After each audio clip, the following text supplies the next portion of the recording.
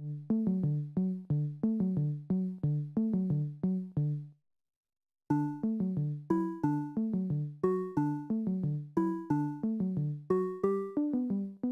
so I'm Wayne Hubbard. I'm the Chief Operating Officer of the London Waste and Recycling Board. Okay, so the London Waste and Recycling Board, which we call LWARB, is a partnership between the Mayor of London and London boroughs, and we're responsible for helping to improve waste management in London. The most inspiring thing about my job is I work in London, and it's a real privilege to be in charge of an organisation that has a remit to improve waste and resource management for one of, if not the most exciting city in the world. So I consider myself to be an extremely lucky individual to have that challenge in such an exciting and diverse city. In London, we're quite good at collecting PET and other kind of plastics like yogurt pots and tubs and trays. We're quite good at that. Most boroughs have a service, so most householders will have access to that. Probably where the biggest challenge lies is things like films or some of the smaller stuff that literally falls between the cracks that we're currently not collecting and not recycling. So that stuff inevitably in London probably goes to incineration. Some of it goes to landfill.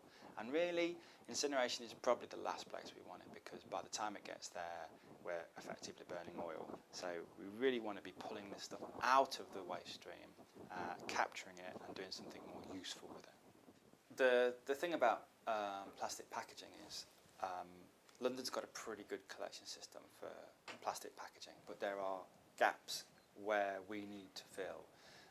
So the small format stuff, films, those kind of things. Things become waste when they have no value to the person who holds them, and then it's down to other actors in the economy to see if there's any value in that material. Now, clearly at the moment, there's no or little value in recovering small format plastics, or it's not the case with plastics in general, but because of the plastic recycling and reprocessing tracks the price of virgin oil, then there are times when it's not economic to recycle plastic. I love the work of people like Isla Bikes. I find that really inspiring at the moment, who take an object and think, can we redesign this object so that we can make it last longer and sell that back into the market and numerous times. So maybe there's something to think about there for plastics. I've been to restaurants where I've had glass straws. Now, I'm not suggesting that that's the answer, but there is something about making things durable. It is their single-use, disposable aspect that is the problem here. So maybe there's a design challenge there. So, we can look at materials and making the material different or more durable, and we can look at the way that people interact and consume. So there's two ways of coming from these things. But I know that the solution to these things is generally going to be businesses that come up with really good ideas that consumers latch onto, because there's something in it for them. It's really difficult to sell somebody an idea that they don't want.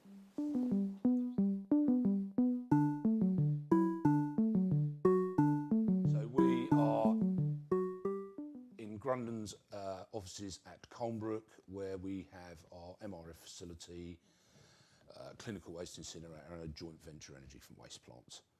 Located at Colnbrook near Slough. I am head of the MRF division and resource department for Grundon Waste Management, and I look after all of their recycling facilities within the UK.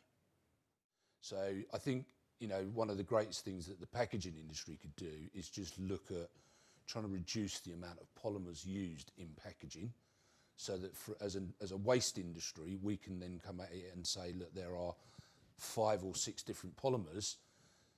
Let's identify those polymers, and then we'd have a slightly better chance of recycling them. Some of the trouble with some of these plastic bottles is, if you look at some of these pump dispensers, for example, you'll have a HDPE bottle, and then the pump dispenser itself may be made of 2 or 3 plastics.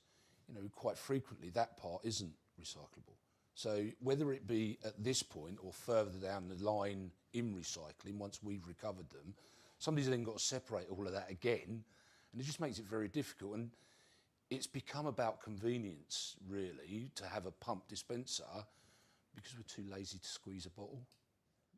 Coffee cups, we've been doing a lot of work within the industry and as a business as well, trying to look at how we can recycle these. You know, the trouble is with coffee cups, they travel from where they're purchased, they don't stay there, so it's very difficult to get them.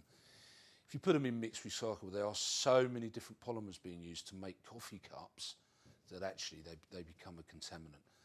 And it's quite frequent that there'll be a straw or a lid stuffed inside it that's then a different polymer. And straight away again, you know, this becomes a real issue for us. Pringles. There's 3 different things. You've got a cardboard tube, you've got a plastic lid, you've got a foil of some description cover on the top, and a piece of metal in there. They're a real problem for us. They tend to get jammed in the wrong places. They stick on magnets because they're neither one thing nor the other. The paper mills don't want them because of the other things on them. So they're a real problem that, in theory, you would think the packaging manufacturer could easily solve by just changing the design of their packaging. So straws are a bit of a problem for us, but they would normally come off the screens and end up in the waste. Again, they're another item that sometimes end up in the glass, which is why we do a final screen on the glass to try and get those sort of things off.